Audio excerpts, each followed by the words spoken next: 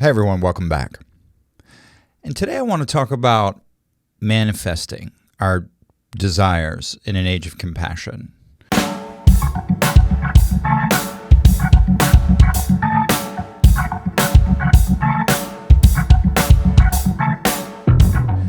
And something that is an indirect way, that maybe isn't something we think about when we think about trying to improve our power of creation, our powers of manifestation, but that I've come to realize, and in doing some reflection, I think I may have uncovered something that'll be extremely helpful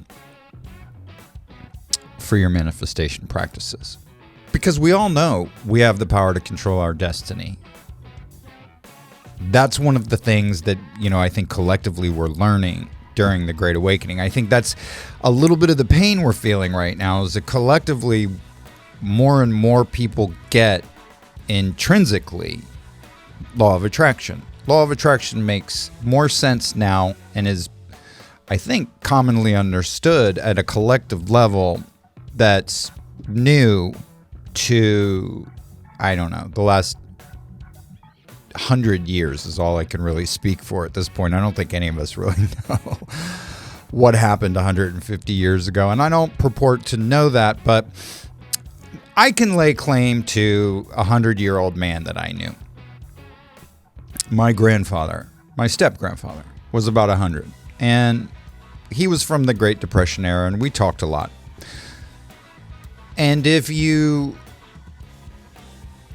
think back, or if you allow yourself to go back, to that era and sort of embody the mindset of the time. I spent a lot of time talking to my grandfather, who was born in 1925.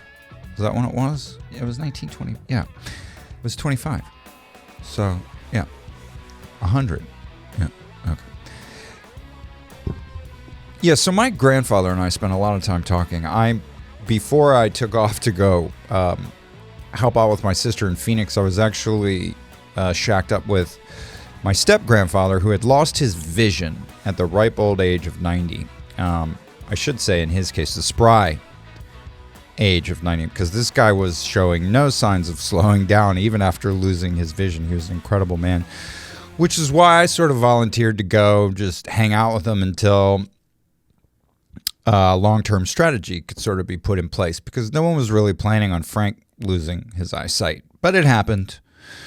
And so I went down there to Clearwater, Florida, actually, and hung out with him for about 10 months and just made sure he didn't burn the place down. And we talked a lot. And he was actually a very interesting businessman of some accomplishment, some achievement. And he had his own strategies, and he was a Scorpio. And at 90, he had way more women than I've ever seen anyone have showing up at his door, taking him out to lunch and stuff. Like, he was an interesting guy.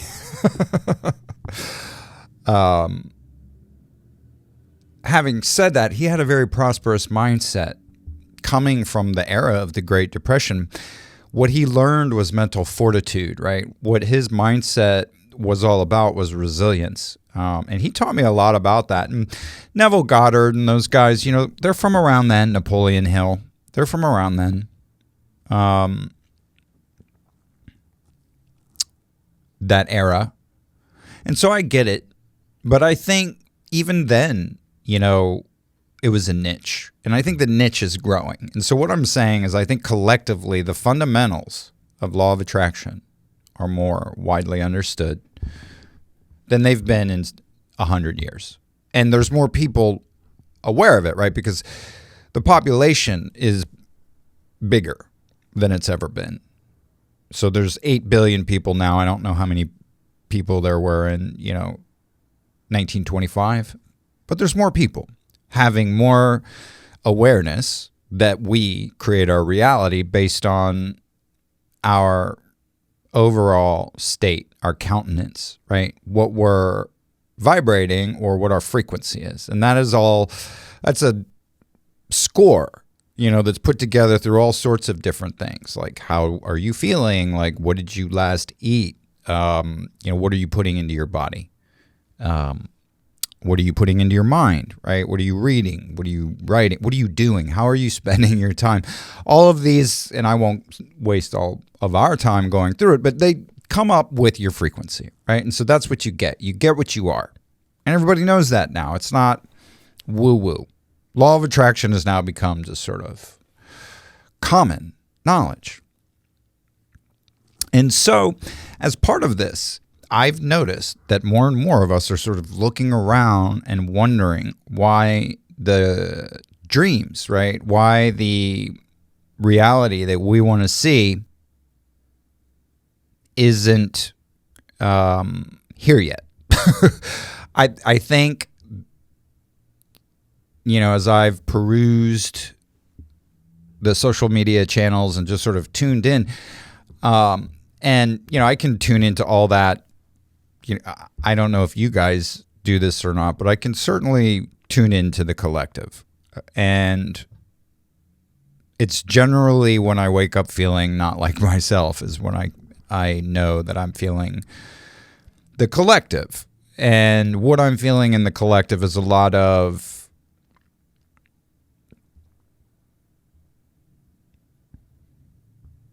confusion, right? Bewilderment, befuddlement. Because I can speak, for all of you, at least the ones that I can tune into and feel that, yes, we're all sort of doing it right. We are all holding a very high collective vibration. And the way I see it, we're sort of being challenged to manifest, to create under circumstances that are new. And again, I'm speaking for the last 100 years because we don't know what was going on 150 years ago, but new to us, right? New to the consciousness as we understand it going back 100 years or so. In that, we are being challenged to create heaven on earth while having a level of compassionate awareness about what we've gone through collectively as a species, right? What individuals outside of our purview, outside of our immediate surroundings, what individuals are going through, right? So our compassionate awareness is skyrocketing right now. And that is a very critical factor when it comes to our ability to manifest, right? When it comes to, hope I've been in focus this whole time. When it comes to law of attraction, okay? Because we manifest what we are, and what we are has a lot to do with how we feel, and how we feel has a lot to do with what's going on with the other, whether we like it or not. That's part of being human.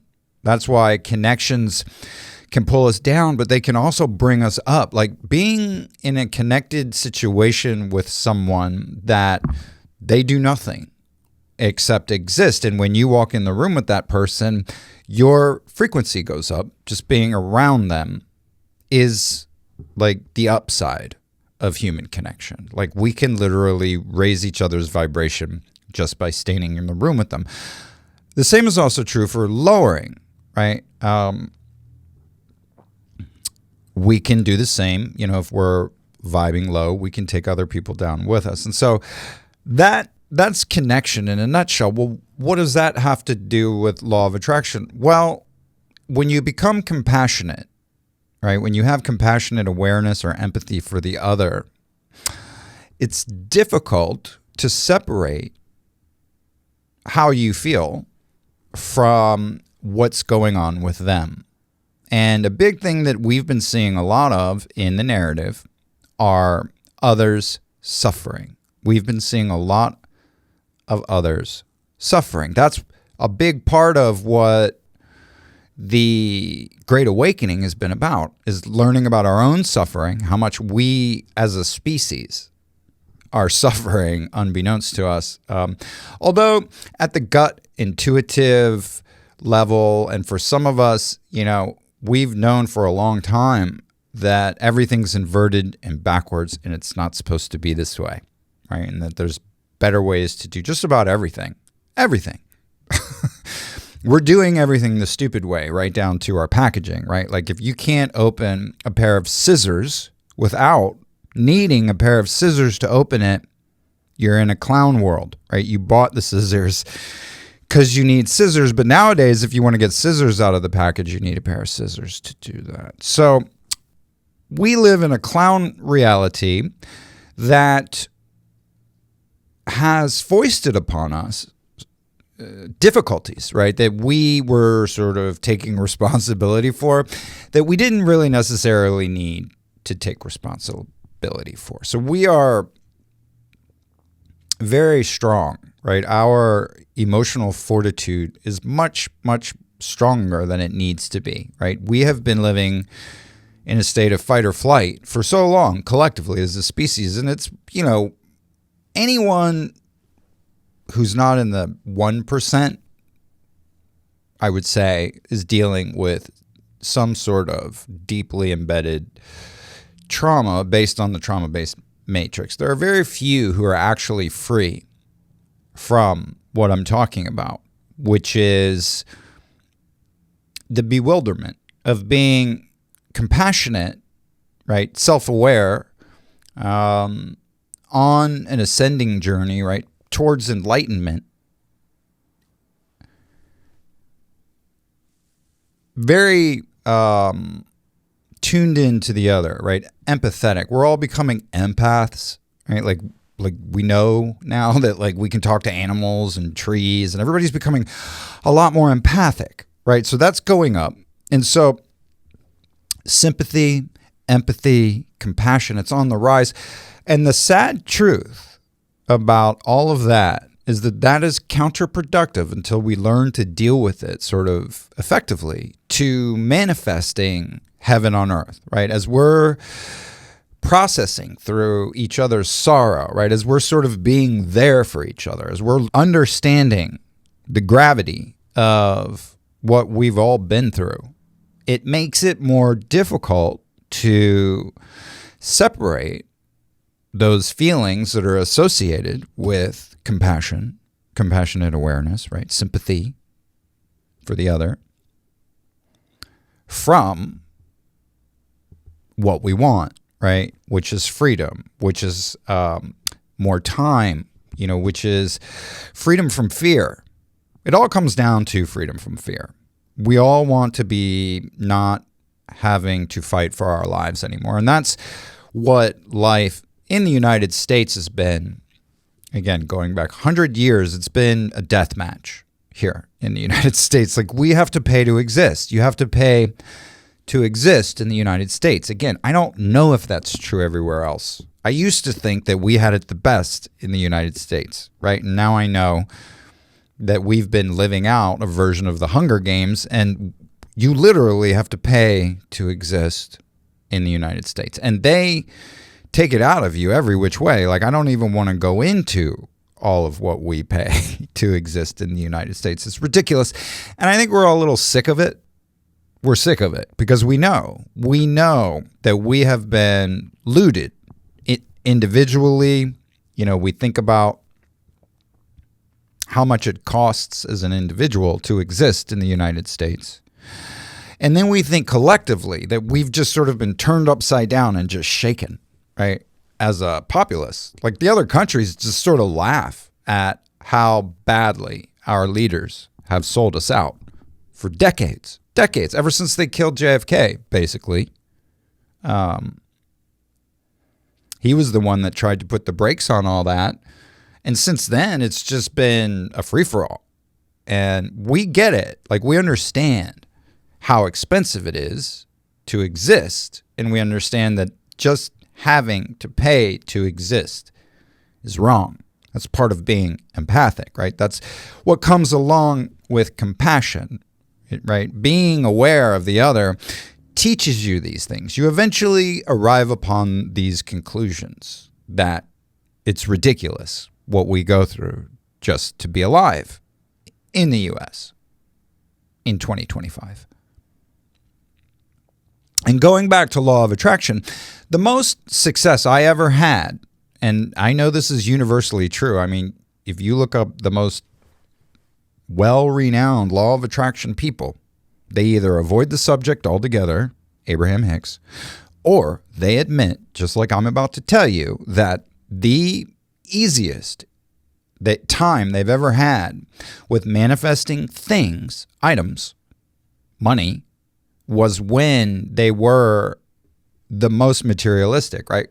Which is when they were the most self-absorbed, right? Which is when they were the least fun to be around, which is when they didn't even know you were in the room most of the time. And I've been here myself. See, what is missing from being a powerful manifester is the other. And this is where a lot of law of attraction falls apart, right? Because in order to do it, you kind of have to put yourself in a bubble and literally stop caring about other people. That's what Abraham Hicks doesn't really want to tell you about. You know, these are the incongruities that are a little bit too difficult to iron out, you know, in a 3.5 minute soundbite. How can one be compassionate? How can one care for the other and have powerful abilities to manifest exactly what they want to see? You know, because you do have to sort of not care, right? Once you start embodying someone else's emotions,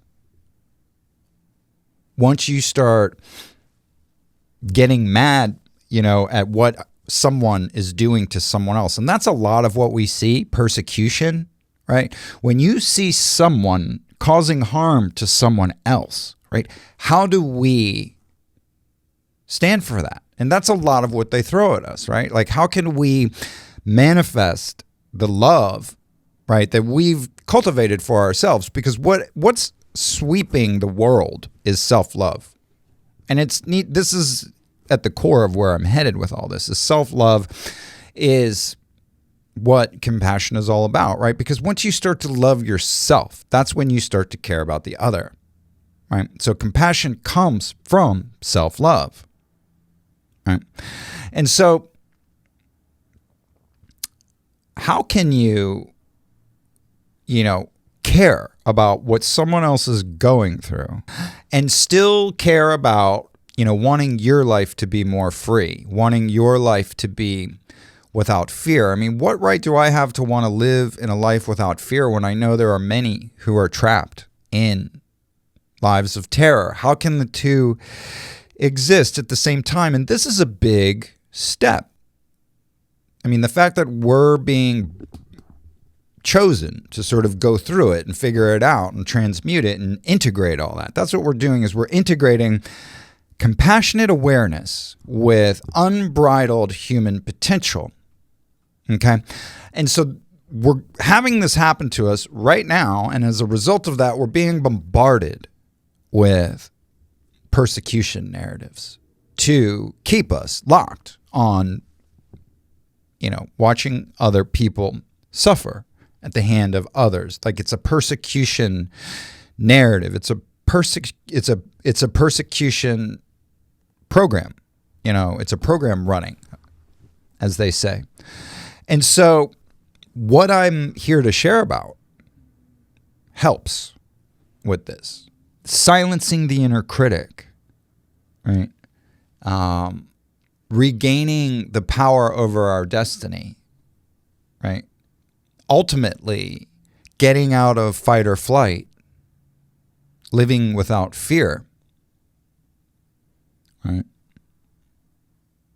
So that you can put yourself back in charge, so that you can become empowered, right? How do we do all that and still care, right? Because the most fun I ever had with law of attraction was when I truly gave the fewest FUCKs about the other, right? And when you get everything on your vision board and you realize that that's nothing, right? That materialism is nothing, you have to put it in reverse, like I did, and go back to that fork in the road and choose a different direction, which involves human connection. You can't not care about people, which a lot of what we see, we see these self-actualized individuals with a lot of stuff, but they're alone, right? Because in order to get there, they basically had to throw anyone who wasn't with them out of their lives. And so when you get there, the first thing you want to do is throw a party and celebrate, but what you realize is you don't have any friends left who would show up for your party because you basically threw them out of your life because they weren't holding the right frequency, right? They were harshing your vibe. So off they went. And so you wind up alone with a bunch of stuff and no one to share it with.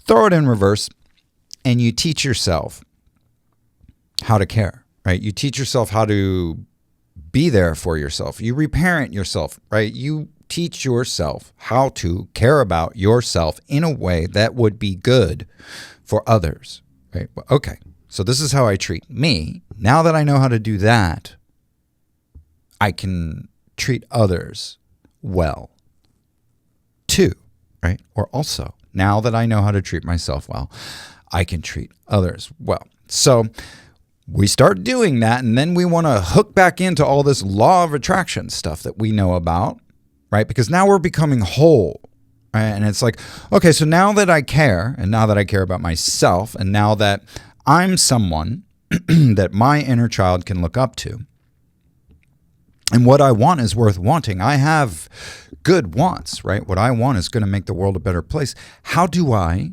get what I want? Because we all know we deserve better, right? We all want better, but our hearts are being tugged on, right? And it's hard to be selfish, right? It's hard to give fewer fucks about what's going on with the other and to be compassionate at the same time, at least until now. And I'm here to sort of illuminate that a little bit. And I'll just briefly share what Abraham Hicks used to say. She would say that everyone, is just as powerful a creator as you. And the best you can do for people who are experiencing contrast, is what you would call it, if they're experiencing contrast, is hold space for their highest potential. Hold space that their higher self, that source and their higher self, will straighten it out for them. And that's kind of the same as most spiritual practices, right? You lovingly put their fate in God's hands. And that's what blessing someone is. Bless you. I put your life in God's hands because it's out of mine. It's out of mine. And I think theoretically that's as far as people want to go. But how do you get there? One. And two, is just sort of lovingly setting them on their way the absolute best we can do? And I don't know, to be honest with you. But we're going to find out. We're going to get through this together. And so what I want to talk about is the inner critic. And it's actually something that I'm susceptible to. I am highly critical. I have some aspects in my chart, unenviable aspects in my chart when it comes to this particular mindset. Because the inner critic, really, I become most critical when I'm in doubt, right? Or fearful, or when I think the past is basically going to come back and repeat itself. Right?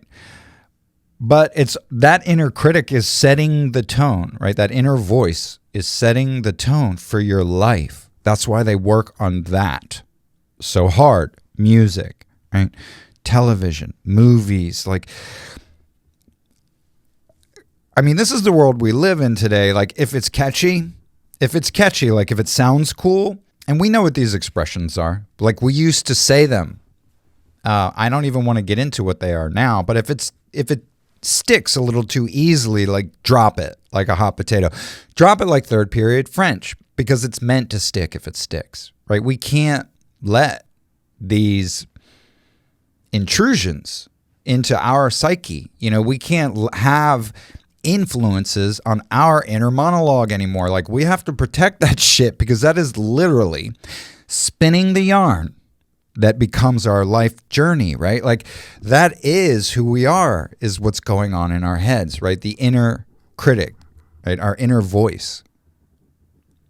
And that comes generally from experiences, right?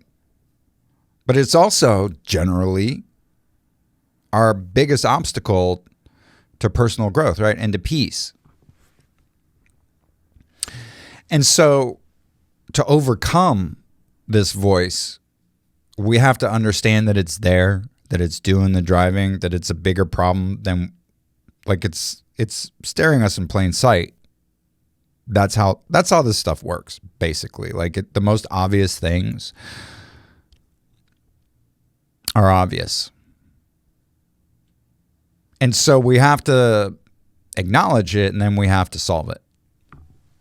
And one of the ways to help with that, one of the ways to stop being so critical, something I have to remind myself of regularly, because I have had, and I'm not complaining, it's just objectively speaking, a lot more shit than most people sort of happen.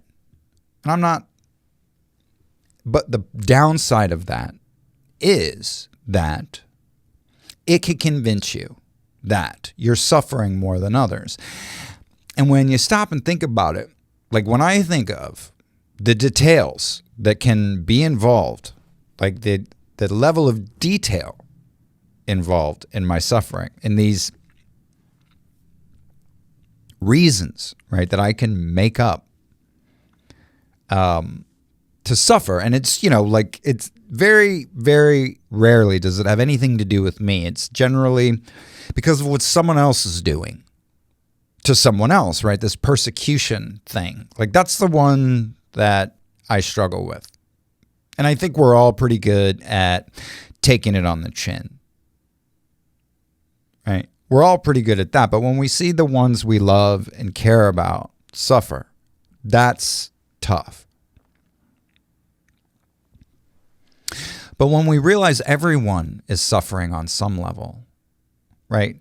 This can offer us comfort, and this can help us change. Because when we understand that everyone is struggling, we don't judge as harshly. Like, okay, Donald Trump suffers too. Like, he's suffering. He has to suffer. He struggles, right?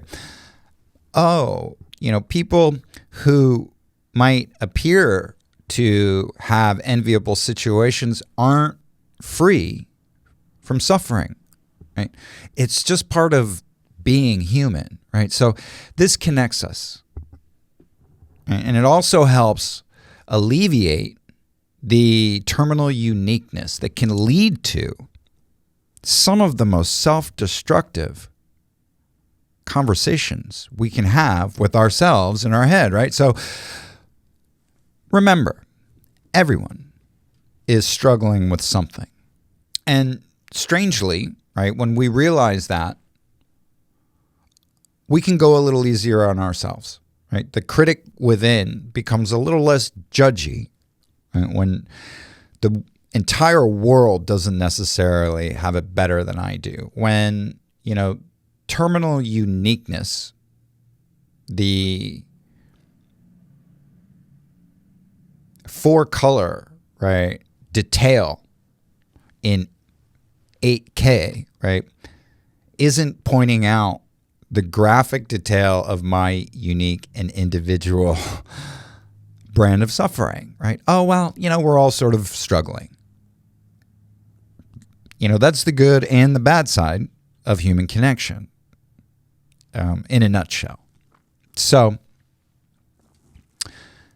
yeah, like, don't forget, like, we're all suffering, okay? And then this can help us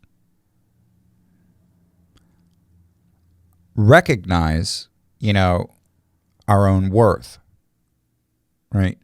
So we begin to recognize our own worth when it's not as skewed, right, by these false external validations that we were attributing to others, right, or the societal expectations that come with trying to measure up to others, right? So we are collectively going through an upheaval of self-love right now. Like, none of us really know how to love ourselves correctly. We don't. Like, we're all sort of the proverbial eldest child that had to take care of our younger siblings in one way, shape, form, or another. Like, we've all fallen into those roles of protector, providers, and victim, silent sufferers. Like, that's what the Matrix turns you into. Like, if you're surviving and you're trying to be a good person, you know, part of that has entailed being there for other people. You can't make it unless that's your thinking. Unless, you know, you were born lucky. Not ruling that out. But if you're just sort of making it,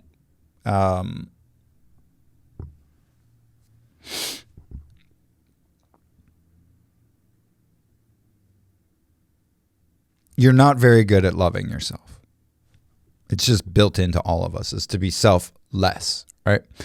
And so when we learn to love ourselves, which is what we're doing now collectively, we can be kinder to ourselves, right? We can acknowledge our flaws, but we can laugh at them, right? We can celebrate them because we have awareness of them, and we're developing mastery over them, and we deserve a pat on the back just for trying. And we get all that. That's part of being just sort of nicer in general, right? And so the more we acknowledge what we're all overcoming, the nicer we can be to ourselves, right? And so practicing self-love. So yeah, we're all struggling, and learning to actually love myself as much as I love other people. Like, if I were as nice to myself as I am to others that I love, what would that sound like in my head, right? What would that feel like in my body? And, you know, this assumes that we've gone back and we've done the personal growth work like we all have, right? We're not going down the false path that I described earlier, where we get to the end of it in our 30s, get everything on our vision board and realize that we have nothing, right? I'm talking about putting it in reverse, you know, and starting life over again and realizing that, you know, humility, compassion, empathy, being in service to the other, this is very important. Human connection is very important to living a happy, peaceful life on planet Earth, right? Acknowledging the connection betwixt all that is fundamental to that. And so it's true self-love, the real kind, the kind that connects, not the narcissistic kind that contracts and shrinks. And so we have to remember, when we're manifesting the world we want to see, to truly love ourselves, not just pay lip service to self-love, but embody it in our day-to-day struggles. Like, I screw up a lot. I don't know about you, but I make mistakes. And so being nicer to myself when that inevitably happens, like, and what does that look like? Well, a deep breath, right?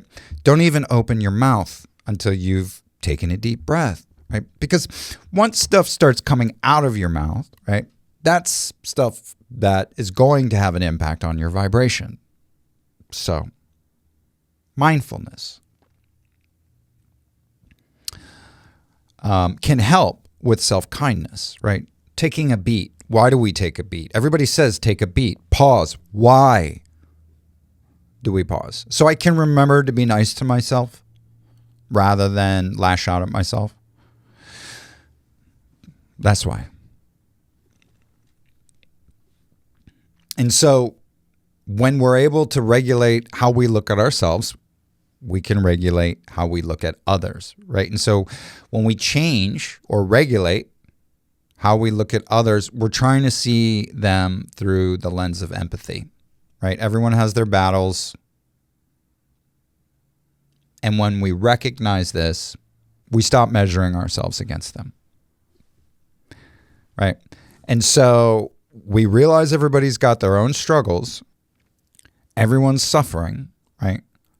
We begin to be kinder to ourselves in the moment. And how we speak to ourselves starts to evolve naturally from a disposition of someone who's nice.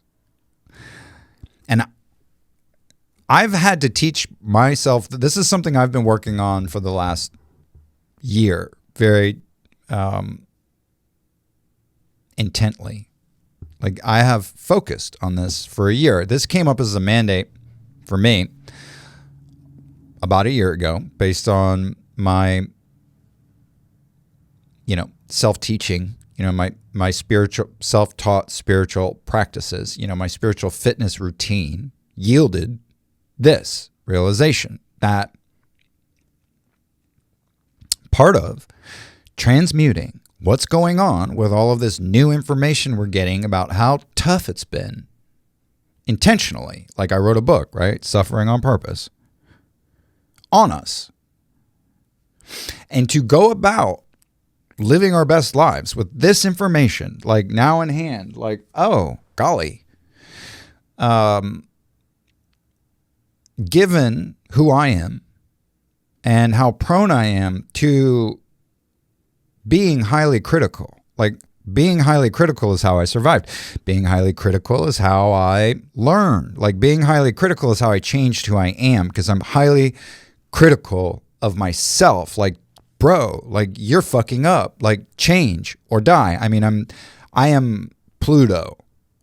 I'm like 0 degrees Pluto. That is me. My aspects are tough. My chart is tough. And, that's okay. So I got to be tough. Like, that's easy. And then we entered the age of Aquarius, and it's like, you don't need me to be tough anymore. It's like, no, actually, surprise ending, plot twist. Like, you got to learn to get soft. You got to know all the things you know, which you just spent the last 50 years learning. And then you have to learn to be kind and gentle and sweet and nice to yourself.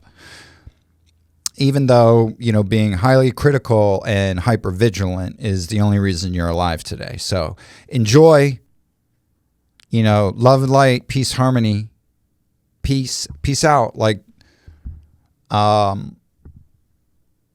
so the surprise ending for me and all of us collectively is that self-love is the ultimate journey back to our power, back to real human power. And so this dialogue that we have in our mind, right? This is the most influential factor in our daily life. And negative self-talk can perpetuate a cycle of doubt, criticism, and ultimately undo all of our deepest desires, right? Undo all of our manifestations that we are intentionally working on, right? Because what is the undercurrent of everything that we truly want is this negative self-talk that's based on whatever, like seeing someone else suffer, right? Or having fear, uncertainty, and doubt about, the future. And so I've always used affirmations, as just something to insert into my thinking. Like, if I've noticed that my thinking's gone off the rails, or if I wake up in the middle of the night and, I'm not showing any signs of falling back asleep anytime soon, prayer, right? Things that I've memorized, things that I know how to say because I've taken the time to memorize them, or having a go-to, something like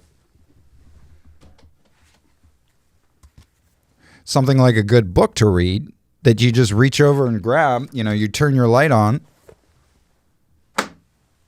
and you start reading, right? So that those negative thoughts, that negative self-talk doesn't gain any traction. And I just switch it out. And so I can read, I can recite prayers that I have memorized, go through my affirmations. I have, my list of affirmations on my phone, among other places. I keep those handy so that I have an alternative, right, to what my stinking thinking, when it arises, is trying to say to me, right, so that I can overcome the influence it's trying to have on my ability to create the world the way I want to see it. Mindfulness practices, everybody talks about meditating. It works. I mean, I do guided meditations. My life is pretty much a silent meditation. Like, I spend a lot of time in silence and a lot of time in stillness just by the nature of my life. But ultimately, what we're trying to cultivate, right, is becoming the observer, the witness observer. We witness the mind that's having the thoughts, right? We take a step back and we see the thinker who's thinking the thoughts, right? And that's when we know, that's how we separate ourselves from our thoughts. I am not my thoughts, right? I'm the one noticing them. And so how do we get ourselves out of fight or flight? And one of the things that helps me, that I talk about to anyone who will listen, right, is to fully engage in whatever you're doing, right? To be there. That's an easy one. It's super easy. And yet I still, struggle with it. One of the things that breaks my heart in the summer when bugs are everywhere, right, is when I'm trying to do too many things at once and I feel something crawling on the back of my neck. And I accidentally, kill some innocent creature that was crawling around, by accident on the back of my neck.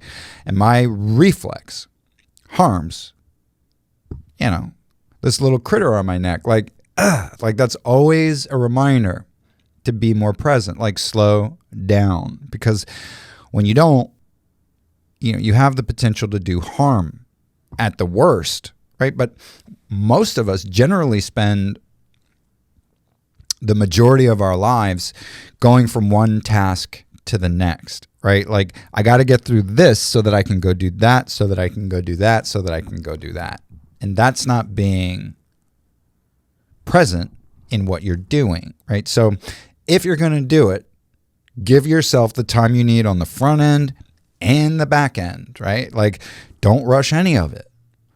Ease into it, do a good job, be thorough, and ease out of it. Like, don't trip on your way out of the kitchen after doing the dishes, and break your arm because you're in such a damn hurry. Does that make sense? I mean, that helps enormously with reestablishing presence and taking back control over your critical mind, right? Over the inner critic, over the person who's being judgmental, right? Because if you're pacing yourself, like, I got to get here, I got to do this, what is that voice saying? You're late, right? That was too slow. Like, you need to, like, you're being critical. If you're being highly tuned into how much time something is requiring of you, like, that's your inner critic, right? That's your inner critic looking at his or her watch, judging you for taking too long. So that's an easy one. Just do whatever you're doing and just only do that. This is a very tough assignment, right? To be compassionate, to care, maybe more than humanity has ever cared for each other collectively. I mean, we are a big-hearted species in general. Like, we are a big-hearted species. And now our hearts are being made to expand. Believe it or not, as big-hearted as we are, our hearts have been under lock and key because of what we've been put through, the wheel we've been on. The death match we've all been surviving in here in the US, like I started with. Like, we've all been surviving the Hunger Games. And so we've put up heart walls, but part of this awakening, part of all the compassionate awareness that's been evolving throughout the movement, we'll call it, over the last, 9 years, 8 years, 7 years, has made us, even bigger hearted than we already were. And so, this is a tough assignment. How do we integrate all of this compassion that we have for each other, for everything, like everything, plants, right? Dirt, bugs, like we know everything's connected, right? And so how I treat a bug is how I treat myself, right? How I treat the others, how I treat me, we know that. And so this is why, right, self-love is so very important right now, because the more we love ourselves, the more we love the other ultimately, right? Because that's what this whole connection thing teaches us. And part of being someone who does a good job of loving myself is learning how to love others. Like, it's very important to me that others feel loved when they're around me. And I feel like a good guy, right? I'm loving myself when I'm making sure others are seen to. That's how this gets extended, right? That's how we go a little bit beyond just, I hold space for their greatest possible outcome. Yes, this is true. Having said that, I, as someone who likes being a nurturer, who likes making the house smell, like grandma's house. When you come visit, it smells like my grandmother's house. If you're a guest, which is oregano, tomato sauce, garlic, it smells like an Italian kitchen. I like that. So being someone that is nurturing makes me feel like a good person. And that's just comes down to my ability, right, to be able to provide those circumstances, right, to be able to create that ambiance, to create that mindset, right? I want to be someone that when you come into a room with me, you leave feeling better than when you got there. That is a personal charter. That is something that I hold myself accountable for, right? Because I feel better ultimately if I'm someone that other people feel good about being around.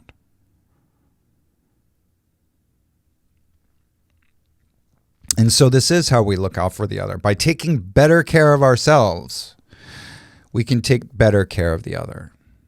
And that's truly what self-love is, right? Especially when we are but merely fractals of the all, right? I'm just another you and you're just another me. En lakesh a la quien. I am another you and you are another me. So what's the best thing we can do? Love ourselves. Well, good. How do I love myself? Well, by being someone my inner child can look up to, and by being someone others can look up to.